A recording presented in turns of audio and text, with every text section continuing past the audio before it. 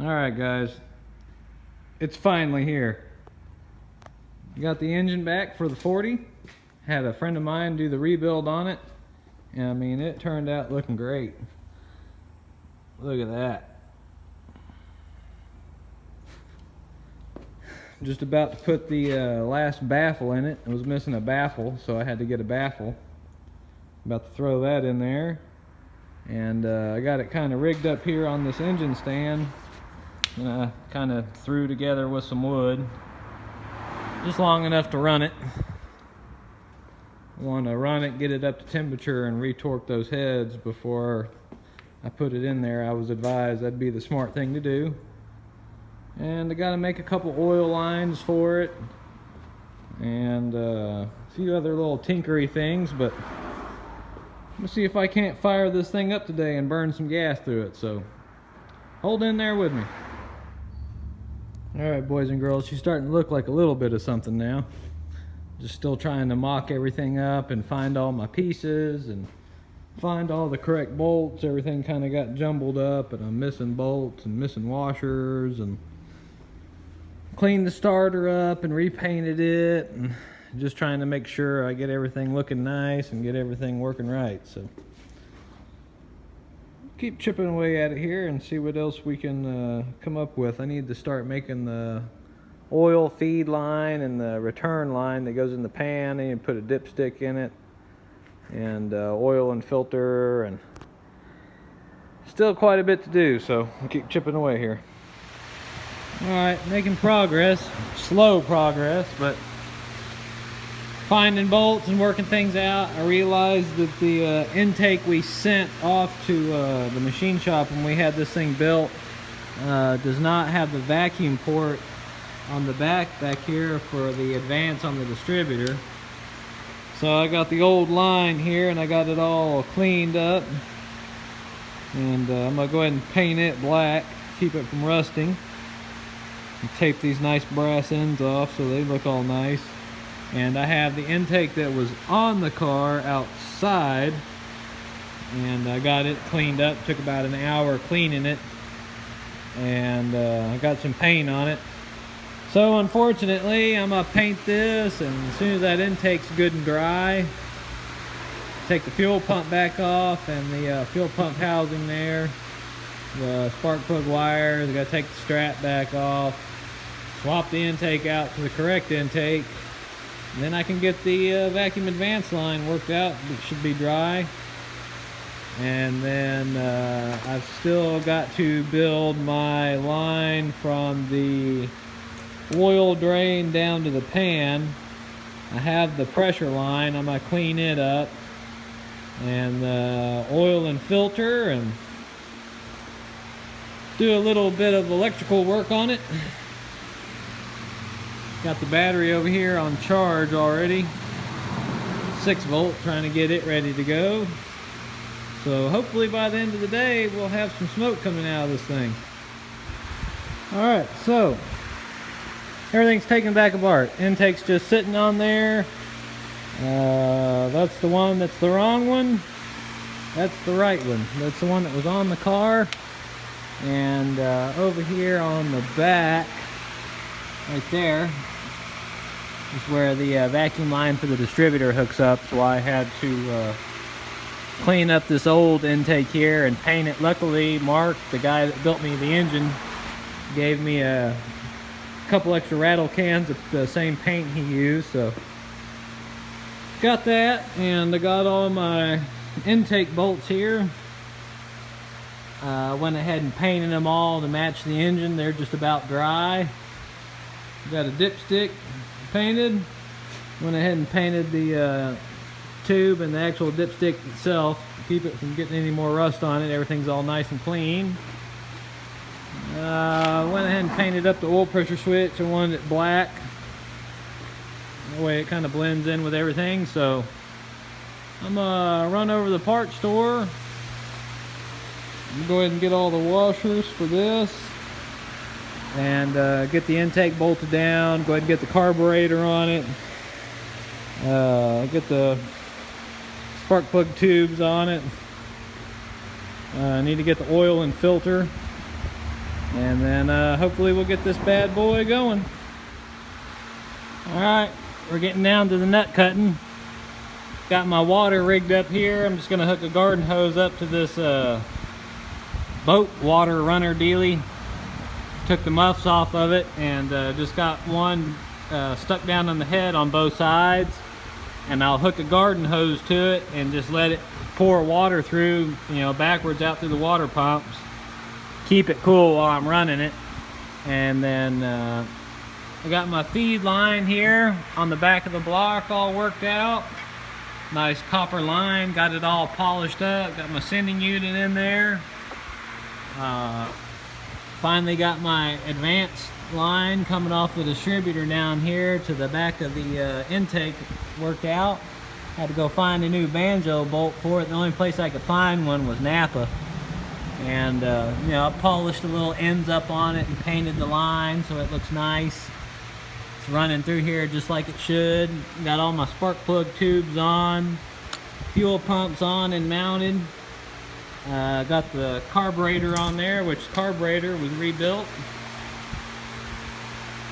So it's coming along, coming along. I'm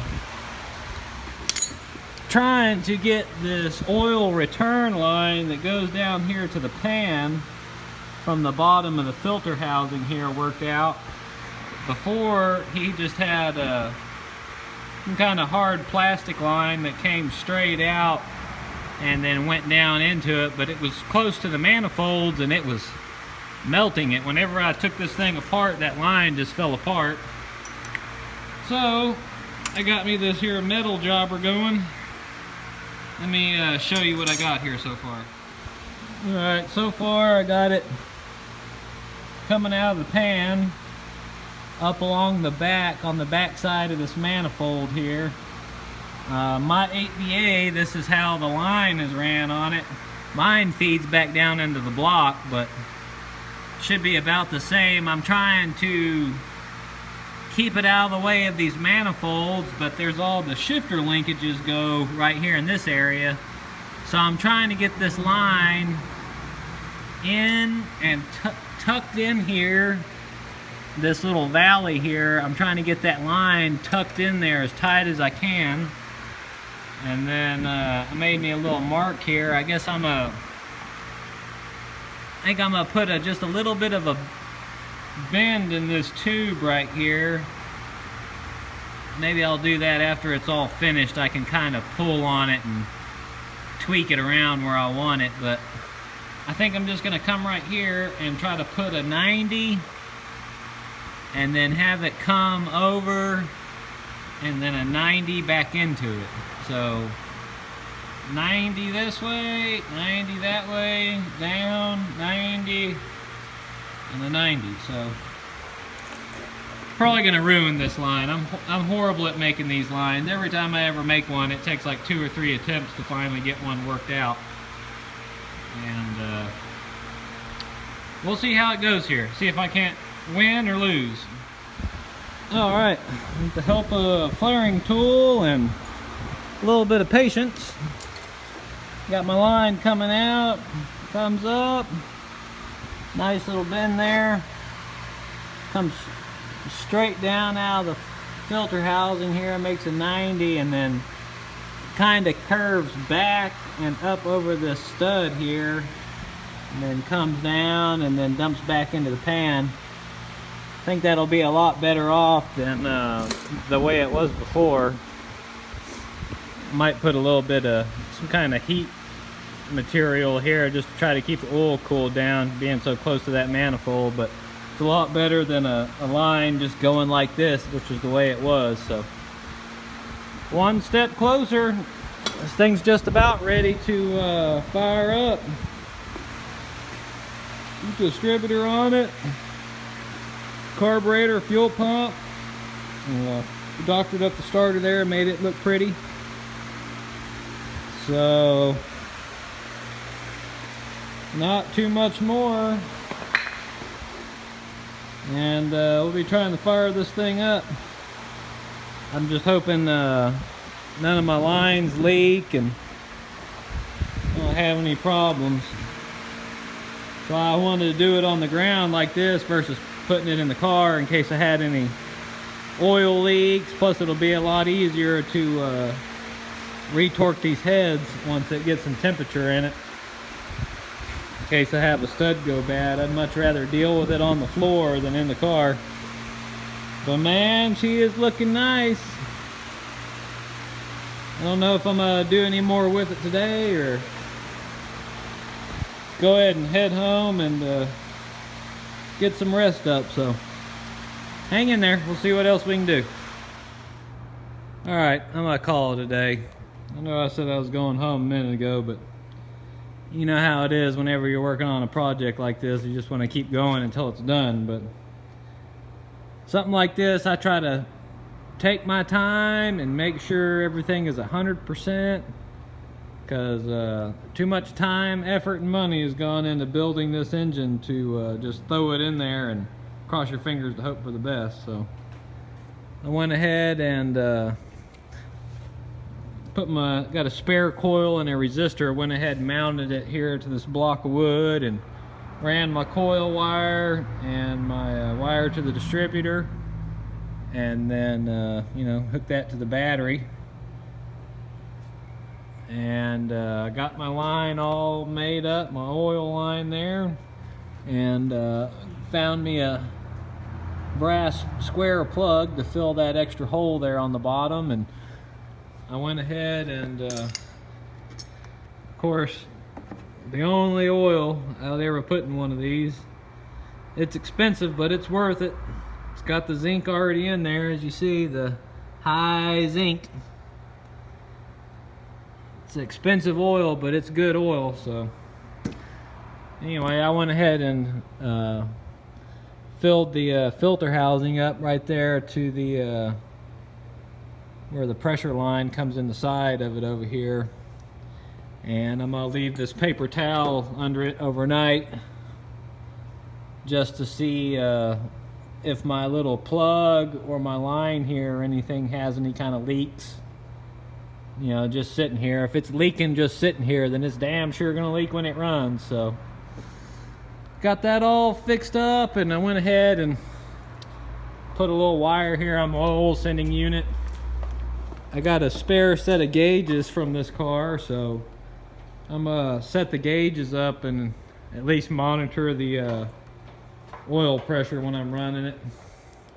I could have just went and bought a little manual gauge and screwed it in there to that port where the sending unit is, but hell, why spend the money if you can rig some shit up? So it's looking good though. I love these early flatheads that got that diving bell distributor on the front. I know Mabel, my 47, she's got an 8BA in her, and she's got the side mount distributor in it, which is a lot easier to deal with. But these engines are just so pretty. That diving bell distributor and the spark plug tubes, and the way these wires are on these things. I mean, when they're all done, these are some of the most beautiful engines that ever made. So I'm gonna let her sit there for tonight. I may go ahead and stop by the parts store on my way out, and I need to get a little 1/4-inch barb fitting to go into the fuel pump there, so I can attach a fuel line to a little 2-gallon gas tank, try to get this thing running. And somewhere over there I got 10 gallons of ethanol free gas from Buc-ee's, so we'll put that in there and try to give her some fire tomorrow. But she sure does look good. My buddy Mark did all the engine work on this, and he did an amazing job on it. I mean, this thing is a beauty. No expense was spared on it, unfortunately. All new clutch, new pressure plate. I mean, everything on this is new. New rods, all new bearings. Crank was turned. I mean, this sucker should be ready to go once it gets all put together. I'm nervous and excited at the same time to fire it up. I'm excited to finally hear it fire up and run, and nervous that hopefully I didn't tear some shit up or do something wrong. So anyway, hope y'all are having a good weekend. I got my North Texas Early Ford meeting, the Dallas Regional Group. Looking forward to that. So y'all have a good one.